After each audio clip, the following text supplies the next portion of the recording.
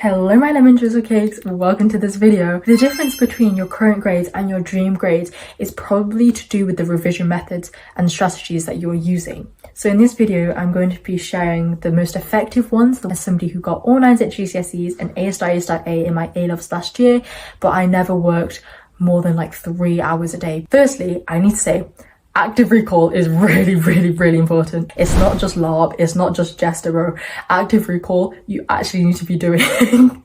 Because I know sometimes it can feel like buzzword when people are saying flashcards, blurting, Feynman technique, but they are the most effective way and most reliable way of remembering the content that you need to for exams. So one of the most important methods is, of course, doing past papers. If you are not doing past papers, you are really missing out. Especially now, you will have 10 years worth of past papers, I think, and that is so important to do under time conditions as well. You don't want to be in the exam going like, because you are so used to just doing papers without that timed condition pressure, and you end up not being able to finish it.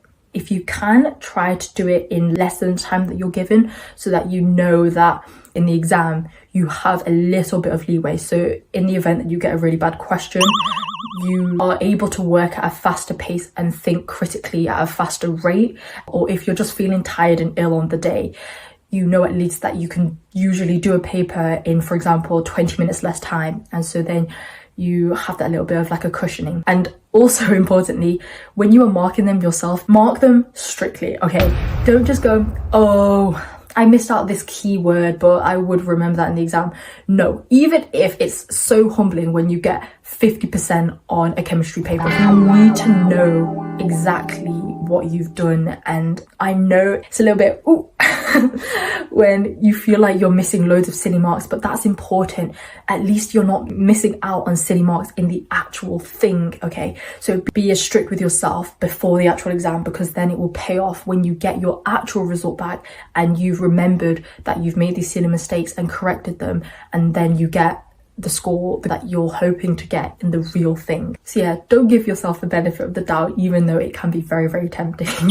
Then I want you to create a question bank and put all of these questions that you've gotten wrong into it with the exact correct mark scheme answer, and also importantly why that is correct. So things like maths, this is so useful, because initially the working out is a bit like, ooh, but once you understand it, that then means that any other questions similar to it that uses a similar method, you know that you've got that locked down.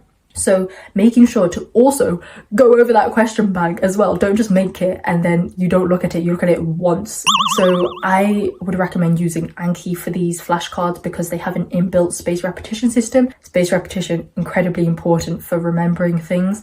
But at this stage, you want to be good at applying things just as much, if not more, than just remembering content. Like, you can pick up on memorizing content when you do questions, but you can't really develop the skills of applying knowledge and critically thinking from just doing flashcards. So in this stage, I would definitely recommend prioritizing questions, prioritizing blurting as a form of testing how well you know things, rather than flashcards. But I would use flashcards for things that I know I need to remember the precise wording of. So I would use flashcards for definitions, and I would use flashcards for the question bank, because these are the things that you really need to be remembering. With the question bank, you can then start to analyze, what is it that you keep getting wrong? Because if there is a pattern, you need to make sure that you know that, and you need to make sure that you tackle that. If you keep getting questions wrong related to trigonometry, you need to make sure that you go back to the textbook, go notes, things like that, and making sure that you actually understand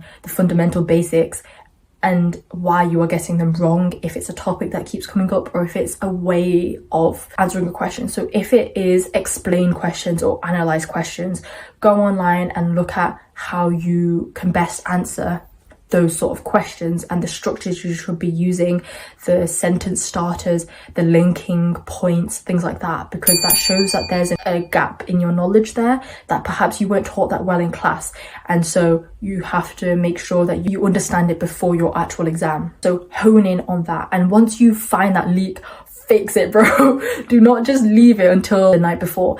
Once you realize that you have this gap, start spamming like questions related to that topic if you realize you don't actually understand it that well, or go back and read over your notes, watch a YouTube video that explains it, things like that. And again, you need to practice retrieval, not just recognition, which is a trap that I think many students fall in.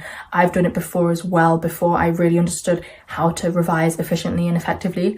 So you need to understand that just because you read over your notes and you think, yeah, I could understand that, that does not mean that you would be able to remember it in your exam and also apply it to a question, unfortunately. Unless you have photographic memory. Oh my god, I wish I had photographic memory. That would be so lit.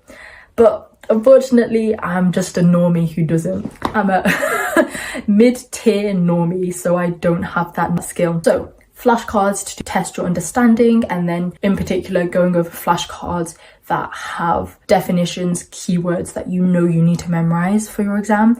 And flashcards are great. However, the sight of a deck with 1,000 flashcards, I understand, can be very daunting and overwhelming. And so one thing that I do that I kind of came up with is that for my flashcards on Anki, I would also put flashcards on of like Instagram reels. And so it was like Russian roulette, where I would have a deck of maybe 100 flashcards, and within that deck I had 5 goofy flashcards as well. So I'd be going like da, da, da, da, da, about, you know, actual content, but then I'd get a hit of like random memes, and that really made it a lot more enjoyable. So do that if you're finding flashcards kind of boring to do. Flashcards are great because it's easier to do spaced repetition with them because they're like little chunks. But something that I did for my A-levels, and in particular A-level geography, where I got really high, like 90% in some of my exams, the way that I memorized that content was blurting. And so how did I do blurting? Blurting is where you dump the information that you need to memorize, or you dump what you know about it already, and then you then check it with the mark scheme, or you check it with your notes and see what you're missing, fill that in, and you keep repeating the process until you've basically got it all down. This is so effective, and it does take time, but I think the fact that it gets you to basically memorize everything is such a great method of active recall. So I would definitely recommend blurting. Another thing about blurting that helps is that it helps you see the bigger picture. So for me, when I was doing flashcards, because it's condensed into small chunks of information, you sort of lose track of the topic itself, and particularly for humanities, because this is what I found with A-level geography. However, with blurting, because you're telling yourself, in this topic, what can I remember? It means that when you get a question that's asked on this topic, you can almost see all of the little parts that make it up, rather than because your flashcards are based on that tiny part of the topic.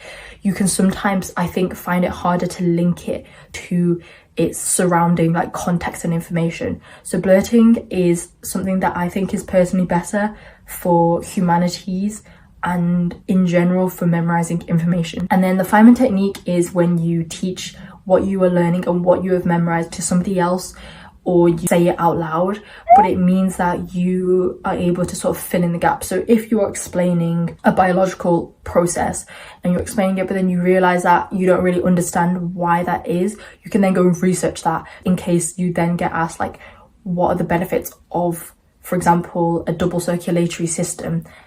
And when you're explaining it to yourself, you sort of realize you don't actually know. Then go and learn that, because that could be a question that comes up on your exam.